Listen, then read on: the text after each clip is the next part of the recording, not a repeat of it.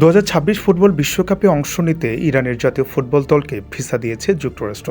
দীর্ঘ অনিশ্চয়তার পর ম্যাচ শুরুর মাত্র 10 দিন আগে এ অনুমোদন মিলেছে। ভিসা জটিলতার কারণে ইরান তাদের প্রস্তুতি ক্যাম্প যুক্তরাষ্ট্রের অ্যারিজোনা থেকে সরিয়ে মেক্সিকোর তিজুয়ানায় স্থানান্তর করে। দলটির 7 জন সেখানে পৌঁছানোর কথা রয়েছে। বিশ্বকাপে ইরান 15 জন লস অ্যাঞ্জেলেসে গ্রুপে জি এর প্রথম ম্যাচে নিউজিল্যান্ডের মুখোমুখি হবে। এরপর একই শহরে বেলজিয়ামের বিপক্ষে খেলবে তারা। গ্রুপ পর্বের শেষ ম্যাচে সিয়াটলের প্রতিপক্ষ মিশর।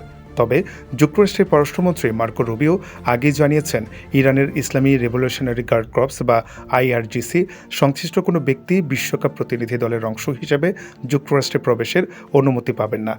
যুক্তরাষ্ট্র ইরানের চলমান উত্তেজনার মধ্যে অনুষ্ঠিত হতে যাচ্ছে 2026 বিশ্বকাপ। 1930 সালে বিশ্বকাপের যাত্রা শুরুর পর এবারই প্রথম আয়োজক দেশ ও অংশগ্রহণকারী একটি দেশের মধ্যে সরাসরি রাজনৈতিক ও সামরিক উত্তেজনার প্রেক্ষাপটে বসছে the greatest show on earth.